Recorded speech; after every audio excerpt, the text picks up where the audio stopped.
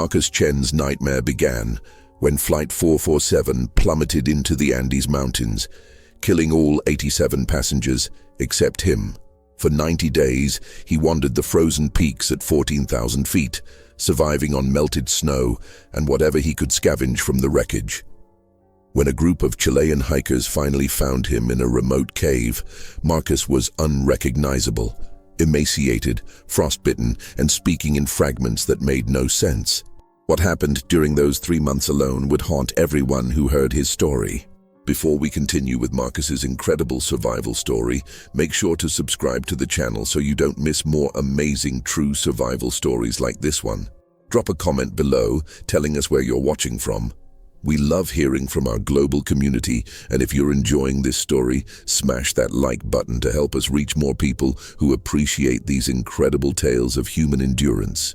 It was supposed to be a routine flight from Buenos Aires to Santiago on March 15, 2024. Marcus, a 34-year-old software engineer from Vancouver, was traveling alone to visit his sister. The last thing he remembered before impact was the plane shaking violently and passengers screaming. When he opened his eyes, he was trapped in twisted metal, surrounded by snow and silence. Everyone else was dead. The first week was pure survival instinct. Marcus dragged himself from the fuselage with a broken rib and severe hypothermia. He fashioned shelter from plane seats and debris, rationed the limited food from passengers' bags, and melted snow in bottles using sunlight. But as days turned into weeks, the isolation began eating at his mind. He started talking to mannequins he made from clothing, giving them names and personalities. By day 60, Marcus had stopped counting. His journal entries became increasingly erratic, filled with drawings of figures he claimed were watching him from the mountains. The hikers who found him said he was performing some kind of ritual with rocks and bones arranged in circles. Marcus insisted he wasn't alone up there, that something ancient in the mountains had been keeping him company. The question everyone asked afterward was simple: did the mountain break his mind, or did it show him something real? The morning of March 15th started perfectly normal for Marcus Chen. He sipped his overpriced airport coffee, scrolling through emails while waiting at Gate 23 in Buenos Aires. His sister Emma had been living in Santiago for 2 years, and he'd finally found time between projects to visit. The Boeing 737 looked pristine on the tarmac, and the weather forecast showed clear skies over the Andes. Nothing suggested that in 3 hours, his entire world would shatter. Marcus settled into seat 14C, a window seat that would later save his life. The middle-aged woman beside him, Rosa, smiled politely before putting in earbuds. Behind him, a family of 4 laughed as they organized snacks for their children. The plane filled with the usual mix of tourists, business travelers and locals heading home. Captain Rodriguez's voice came over the intercom, smooth and confident, announcing an on-time departure and smooth flight ahead. Marcus relaxed into his seat, thinking about the hiking trip Emma had planned for them. Takeoff was flawless. The plane climbed steadily, leaving the sprawling cityscape behind. Marcus watched as buildings became toys, then disappeared beneath clouds. He pulled out his Kindle, planning to finish the thriller he'd started weeks ago. An hour passed peacefully. The flight attendants served drinks and snacks. Rosa beside him worked on a crossword puzzle. Everything was exactly as it should be on a commercial flight between 2 major cities. The turbulence started small, just little bumps that made coffee cups rattle. Marcus glanced out the window and saw the Andes Mountains emerging from clouds below, their snow-covered peaks magnificent and terrifying. The turbulence intensified. The seatbelt sign dinged on. Flight attendants quickly secured the cabin, their practiced smiles showing the first cracks of concern. Marcus gripped his armrests as the plane lurched sideways. Rosa's crossword puzzle fell to the floor. Then the plane dropped. Not turbulence, a real drop, like an elevator with cut cables. Oxygen masks deployed with a chorus of screams. Marcus's stomach jumped into his throat as the aircraft tilted at an impossible angle. Through his window he saw mountain peaks rushing closer. The captain's voice came back, urgent now, telling everyone to brace for impact. Rosa grabbed Marcus's hand, her eyes wide with terror. The children behind them were crying. Everyone knew what was coming. The impact was beyond anything Marcus could have imagined. Metal screamed as the plane hit the mountainside. His head snapped forward, then sideways. Something struck his chest, driving the air from his lungs. The world became a chaos of sound, rending metal, shattering glass, human screams. The plane tumbled, each rotation bringing new violence. Marcus's window cracked into a spiderweb. Luggage rained down from overhead compartments. The smell of jet fuel filled the air. Then silence. Not peaceful silence, but the heavy quiet that follows catastrophe. Marcus hung upside down in his seat, held by his seatbelt. Blood dripped from his forehead, running into his eyes. His right side burned with pain that suggested broken ribs. Through the cracked window, he saw white, just endless white snow. His ears rang. He tried to call out, but his voice came as a whisper. The cabin was dark except for weak emergency lighting and sunlight streaming through gaps in the fuselage. He fumbled with his seatbelt, finally releasing it, and fell onto what used to be the ceiling. Every movement sent lightning bolts of agony through his chest. Marcus crawled forward, calling for Rosa, for anyone. The cabin section had broken apart. Where rows 10 through 13 should have been, there was just twisted metal and sky. Bodies hung in seats, unmoving. The family behind him was silent. Rosa's hand extended from beneath a collapsed overhead bin, her gold bracelet catching the light. Marcus found a gap in the fuselage and squeezed through, falling into snow up to his waist. The cold hit him immediately, stealing his breath. He was at least 14,000 feet up, surrounded by peaks that seemed to touch the sky. The plane had broken into 3 major pieces, scattered across the mountainside. No sounds of rescue helicopters. No signs of civilization anywhere. Just wind, snow, and the wreckage of Flight 447 smoking in the thin mountain air. He stood there shaking, not just from cold but from the realization settling over him like the snow. He was alive. Out of 88 souls on that plane, he might be the only one. The sun was already descending toward the peaks, and temperature was dropping fast. Marcus had no survival training, no mountaineering experience, nothing but the clothes on his back and a broken body. He looked at the wreckage, then at the endless mountains surrounding him, and understood that surviving the crash was just the beginning of his nightmare. Marcus stumbled through snow back to the largest section of fuselage, every step a battle against pain and thin air. His chest screamed with each breath, suggesting at least one broken rib, maybe more. Blood from his head wound had crusted on his face, and his hands were already turning white from cold. The sun was dropping fast, and he knew from basic common sense that mountains at this altitude could reach deadly temperatures after dark. He needed shelter, and the plane wreckage was his only option. Inside the broken cabin, emergency lighting still flickered weakly. Marcus forced himself to methodically check every passenger, hoping against hope for another survivor. He found none. Rosa was gone. The family of 4 was gone. The businessman who'd been reading a newspaper at takeoff was gone. 27 bodies in this section alone. Marcus's hands shook as he closed Rosa's eyes, whispering an apology to people who couldn't hear him anymore. The guilt of surviving when they didn't would become a constant companion in the weeks ahead. He gathered what he could use. Blankets from overhead compartments, still sealed in plastic. Bottles of water, though many had frozen already. Bags of pretzels and cookies from the galley. Someone's heavy winter jacket that was 3 sizes too large but would keep him alive. He found a first aid kit and wrapped his head wound with gauze, his fingers clumsy from cold and shock.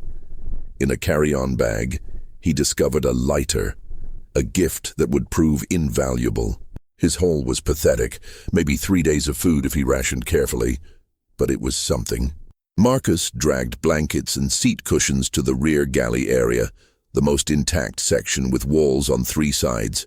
He blocked the open end with more seats, creating a crude shelter against the wind that was picking up outside.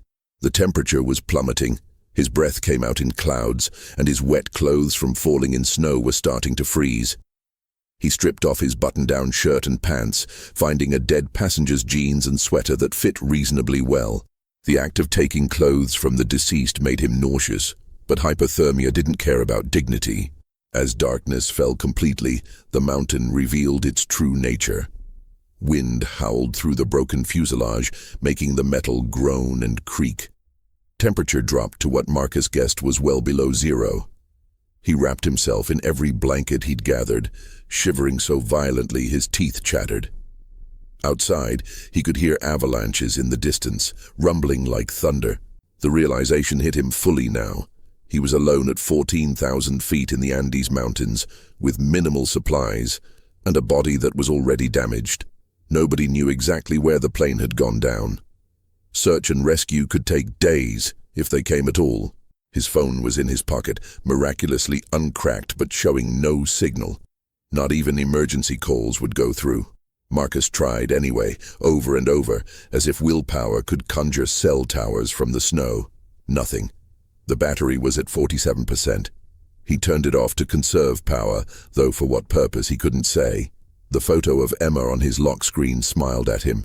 His sister, who would be waiting at Santiago Airport, slowly realizing something was wrong. His parents would get the call soon. They would grieve, not knowing he was alive but trapped in a frozen hell. The night was endless. Marcus couldn't sleep despite exhaustion. Every time he closed his eyes, he saw the crash again. The mountain rushing toward the window, Rosa's terrified face, the sound of metal tearing apart. His broken rib made lying down agonizing, so he sat propped against the galley wall, surrounded by the dead. The plane creaked and settled in the cold. Several times Marcus was certain he heard movement outside, footsteps crunching in snow, but when he peered through gaps in his shelter, he saw only darkness and snow. Around what he guessed was 3 a.m., something changed. Marcus heard a sound that wasn't wind or settling metal, a low, resonant hum that seemed to come from the mountain itself. It vibrated through the fuselage, making his teeth ache. He held his breath, listening. The hum continued for maybe 30 seconds, then stopped. In the silence that followed, Marcus felt watched. He couldn't explain it rationally, but every instinct screamed that he wasn't alone. Something out there in the dark had noticed him. He pulled the blankets tighter, heart hammering, waiting for dawn. When gray light finally leaked into the cabin, Marcus had never been so grateful to see morning. He was alive. His first night in the Andes was over. He ate a single cookie and 3 sips of water, already thinking about rationing. Outside, the mountain was beautiful and terrible. Endless white peaks under a clear sky. No sign of rescue helicopters. No smoke signals or footprints besides his own. Just the wreckage, the bodies, and Marcus Chen, a software engineer from Vancouver, who was about to learn what the human body and mind could endure when pushed past every limit. He found a notebook in someone's bag and wrote his first journal entry. Day 1, I survived. 86 others didn't. Temperature maybe 15°C. No rescue yet. Going to make it through today, then worry about tomorrow. He closed the notebook and looked at the mountains surrounding him. Tomorrow seemed very far away.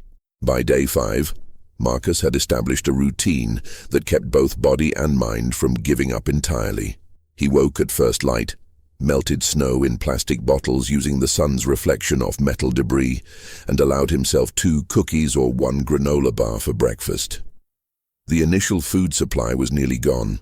He'd found maybe 8 pounds of food total from all the luggage and galley, enough for a week if he was careful, starvation if he wasn't. His broken rib still sent shocks of pain through his chest with every breath, but he'd learned to move carefully, to breathe shallow. The fuselage shelter had become home in the way that prisons become familiar. He'd organized his space with obsessive precision. Blankets in one corner, food supplies in another, water bottles lined up by the galley. At night, he blocked the entrance with seats and huddled in his nest of blankets. The bodies around him were freezing solid in the cold, which helped with the smell, but made their presence more unsettling. He'd started draping them with fabric, unable to look at their frozen faces anymore. Rosa's hand with the gold bracelet still extended from where he'd found her. He couldn't bring himself to move it. Marcus had explored the immediate crash site, finding the other two major sections of fuselage scattered down the mountainside. More bodies. More luggage yielding minimal supplies. In one section he found a portable radio, but it was shattered beyond repair. In another, someone's tent and sleeping bag, clearly meant for a hiking trip that would never happen. He took both, the sleeping bag becoming his primary source of warmth at night. The tent was ripped, but he used the fabric to patch gaps in his shelter. By day 7, the initial shock had worn off, replaced by a gnawing understanding of his situation. No rescue had come. The plane's black box was probably signaling, but search teams hadn't appeared. He was too high, too remote, in a mountain range that swallowed plains whole. Marcus studied the surrounding peaks, looking for any sign of a way down. Every direction showed only more mountains, more impossible terrain. His best option was to stay with the wreckage where rescuers would look, but each day made that hope feel more like delusion. The isolation was worse than the cold or hunger. Marcus had always been someone who needed people. His sister joked that he couldn't go 2 hours without texting someone. Now he had no one. He started talking to himself, narrating his actions. "Okay, Marcus, let's melt some more snow. Good job, buddy, you're doing great." His voice sounded strange in the thin air, almost like it belonged to someone else. At night, he told stories to the darkness, recounting movies he'd seen, books he'd read, anything to fill the silence that pressed against his eardrums. On day 10, his food ran out completely. Marcus sat in his shelter staring at the empty wrapper of the last granola bar, understanding that he'd reached a critical juncture. The human body could survive weeks without food, but only days without water. He had water from melted snow. Food was the problem. He'd seen documentaries about the 1972 Andes plane crash, about the survivors who'd done the unthinkable. His stomach churned at the thought, but starvation had a way of making the impossible seem rational. He couldn't do it yet. Instead, Marcus ventured further from the crash site, hiking through waist-deep snow looking for anything edible. His breath came in gasps at this altitude. Every 50 steps required a rest. He found nothing, no animals, no plants, no life of any kind. The Andes at 14,000 feet were a frozen desert. After 4 hours of searching, he returned to the wreckage exhausted and empty-handed. His body was starting to consume itself, eating muscle for energy. He could feel himself getting weaker. That night, lying in his sleeping bag, Marcus made peace with what he had to do. The bodies were frozen, preserved by the mountain cold. They were already gone, just meat and bone now. They would want him to survive, wouldn't they? Rosa had been kind, had held his hand during the crash. She would understand. The family behind him had been on vacation, full of life and laughter. They would want him to live, to tell their story. He repeated these thoughts like a mantra, building the mental framework he needed to cross a line no one should cross. On day 11, Marcus took his first steps into the territory that would eventually shatter his mind. He chose someone from the other fuselage section, someone he hadn't sat near, hadn't seen alive. The process was mechanical, detached. He cut with a piece of sharp metal from the wreckage. He used the lighter to cook small pieces on flat metal over a makeshift fire. He didn't think. He just did. The taste was beyond description, and he vomited immediately after the first bite, but he forced himself to try again. His body needed protein. His body needed to survive. By nightfall, Marcus sat in his shelter with his stomach full for the first time in days, and his humanity felt like something he'd left outside in the snow. He wrote in his journal, "Day 11. I crossed the line. God forgive me. I want to die, but I want to live more." He closed the notebook and stared at the darkness outside, listening to the mountain wind. Something had changed. The desperate software engineer from Vancouver was dying, and something else, something capable of doing whatever it took to survive, was being born in his place. The mountain was reshaping him, and he was beginning to suspect that the cold and hunger were the least of what it would take from him. By day 30, Marcus had stopped counting days in any meaningful way. Time became measured in storms survived, meals eaten, and the growing distance between himself and who he used to be. His body had transformed into something lean and desperate. Ribs showed through skin. His face was gaunt, eyes sunken deep. The broken rib had healed crooked. Frostbite had taken the tips of 3 fingers on his left hand. He barely felt human anymore, more like an animal that happened to remember being a man once. The routine that had kept him sane initially was now mechanical. Wake, melt snow, eat, check the sky for rescue helicopters that never came, maintain the shelter, sleep, wake again. The wreckage had become his entire world. He knew every piece of debris, every body's location, every sound the wind made through broken metal. He'd stopped draping the bodies with fabric. They were just part of the environment now, frozen monuments to the people they'd been. Sometimes he talked to them, asking Rosa what she thought about the weather, telling the family's children stories like they could hear. But the real conversations, the ones that worried him, were with people who weren't there at all. It started around day 20. Marcus was melting snow when he heard someone call his name. He spun around, heart racing, expecting rescuers. No one, just wind and snow. It happened again the next day, and the next. Soon he was hearing full conversations outside his shelter. People talking, laughing, calling to him. He knew it wasn't real. Isolation and altitude were playing tricks on his oxygen-starved brain. Knowing didn't make the voices less convincing. On day 32, Marcus met his first visitor. He was arranging rocks outside the shelter when he saw her, a woman standing 50 feet away near the cockpit section. She wore traditional Andean clothing, colorful patterns that seemed impossibly bright against the snow. Her face was weathered, ancient. She watched him with dark eyes that held no judgment. Marcus stared back, afraid to blink in case she disappeared. She raised one hand in greeting, then pointed toward the peak above the crash site. Marcus looked up at the mountain. When he looked back, she was gone. He told himself it was a hallucination.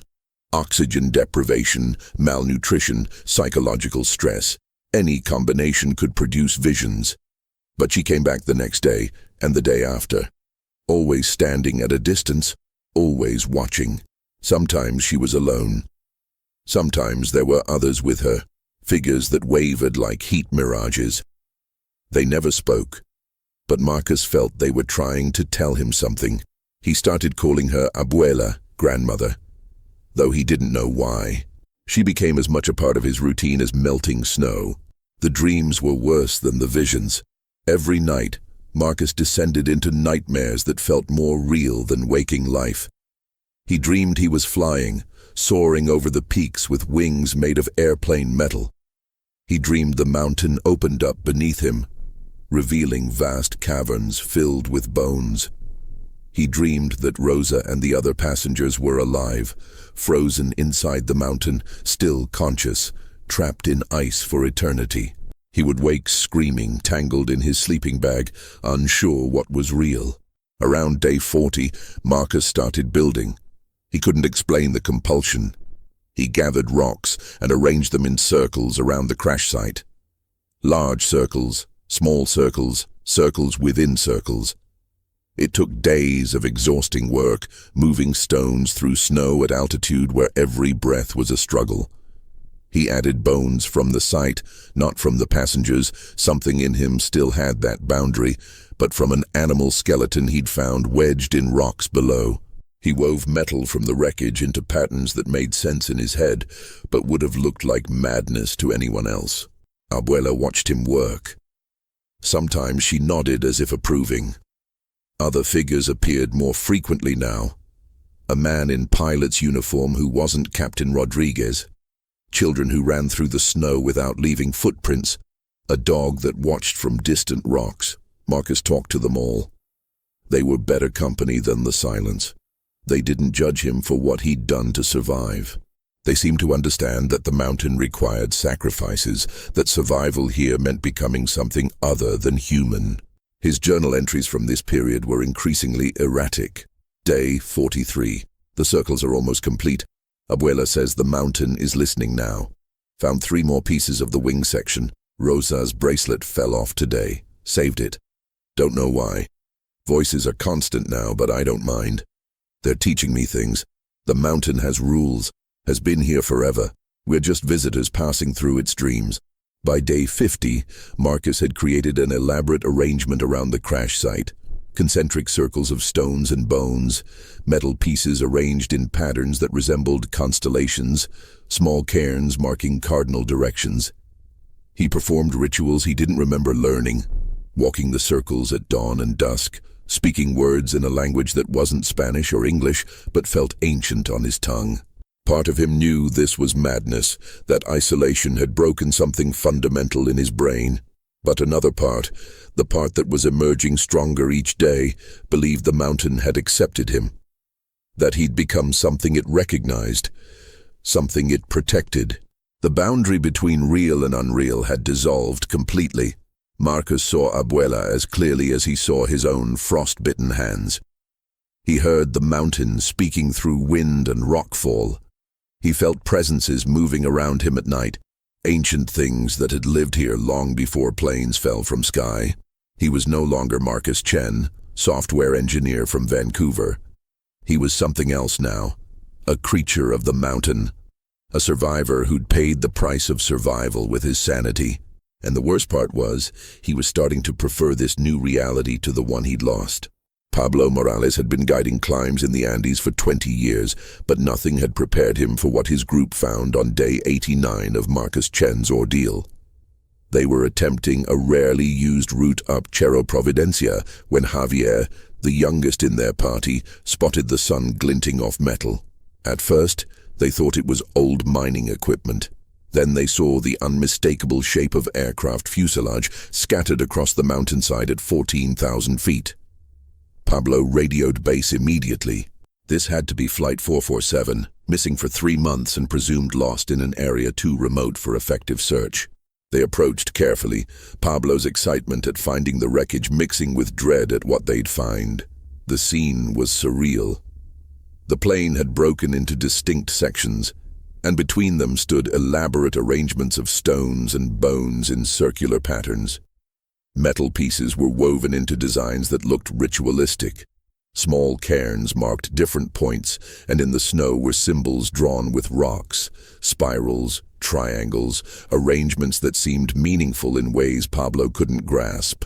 It looked less like a crash site and more like an ancient sacred ground. Then they saw him. A figure emerged from the largest section of fuselage, so emaciated that Pablo initially thought it was a body propped up by the wind. The man, Marcus, though they didn't know his name yet, wore layers of mismatched clothing scavenged from luggage. His hair and beard were wild, matted with ice. His fingers were blackened from frostbite. But it was his eyes that stopped Pablo cold. They were bright with a fever that had nothing to do with infection, darting around as if seeing things the rescue team couldn't. "Abuela said you would come," Marcus said in English, his voice rough from disuse. He smiled, and the expression was wrong somehow, too wide, showing too many teeth. "The circles are complete. The mountain is satisfied." Pablo exchanged glances with Javier. They'd dealt with altitude sickness and hypothermia before, but this was different. This man's mind had gone somewhere they couldn't follow. Marcus walked them through his home with the pride of a museum curator showing off exhibits. He pointed to different areas explaining their significance with terms that made no sense. The gathering place, the speaking stones, the watching circle. He introduced them to people who weren't there, gesturing to empty air and saying, "This is Rosa. She held my hand during the crash. And these are the children. They teach me the old songs." The team's medic, Elena, tried to examine him, but Marcus pulled away whenever she reached for the areas with obvious frostbite. When they attempted to guide him down the mountain, Marcus became agitated. "I can't leave yet," he insisted. "The morning ritual isn't complete. Abuela will be disappointed, and the mountain, you don't understand. The mountain has been keeping me. I made promises." He tried to run back to the fuselage, and it took both Pablo and Javier to restrain him gently. Marcus fought them with surprising strength for someone so malnourished, all while pleading in a mix of English and words none of them recognized. It was heartbreaking and terrifying in equal measure. They had to sedate him. Elena administered something that finally calmed Marcus enough to be moved, though even then, he kept muttering about unfinished circles and broken promises. As they prepared him for helicopter evacuation, Base had scrambled a rescue chopper as soon as they'd reported a survivor. Pablo explored the shelter where Marcus had lived. What he found would haunt him for years, evidence of what Marcus had done to survive. The journal with its descent from rational thought into something else entirely. And everywhere, signs of a mind breaking under pressure no human should endure. The helicopter arrived at sunset, its rotors kicking up snow around the crash site. Marcus was barely conscious from the sedative, strapped to a stretcher. But as they loaded him, his eyes flew open and he grabbed Pablo's jacket with his remaining good fingers. "Tell them," he whispered urgently. "Tell them I didn't do anything wrong. The mountain understands. The mountain forgives. We made a deal, her and I. I gave her something and she gave me survival." His grip loosened. "But I think I gave her too much. I think I left pieces of myself in the snow." During the helicopter ride down, Marcus drifted between consciousness and delirium. He spoke to people who weren't there, sang songs in languages the rescue team didn't recognize, and once screamed about something watching them from the peaks. When they finally reached the hospital in Santiago, it took 4 people to hold him down while doctors administered more sedatives. His sister Emma arrived in tears, barely recognizing the skeletal, wild-eyed man as her brother. The physical damage was severe but treatable. The psychological damage was something else entirely. The psychologist who evaluated Marcus initially diagnosed severe trauma, PTSD, and possible psychosis induced by isolation and malnutrition. He insisted on keeping rocks from the crash site, arranged in specific patterns around his hospital bed. He refused to sleep without facing north. He spoke constantly of Abuela and the other mountain spirits, describing them with such conviction that staff began to wonder what he'd actually experienced up there. Some of his statements were disturbing. References to the price of living and what the mountain takes that suggested he'd done things beyond what rescue teams had found evidence of. By day 100, Marcus had gained back some weight. His frostbite was being treated, and he looked more human physically. But mentally, Emma told reporters, her brother hadn't come all the way down from the mountain. He still set out rocks in patterns. He still performed small rituals, touching door frames in certain ways, refusing to eat before dawn, muttering words under his breath. He drew the same symbols he'd made at the crash site. And he spoke often of going back, of promises left unfulfilled, of a grandmother in traditional dress who visited him in dreams and reminded him that the mountain never forgets its children.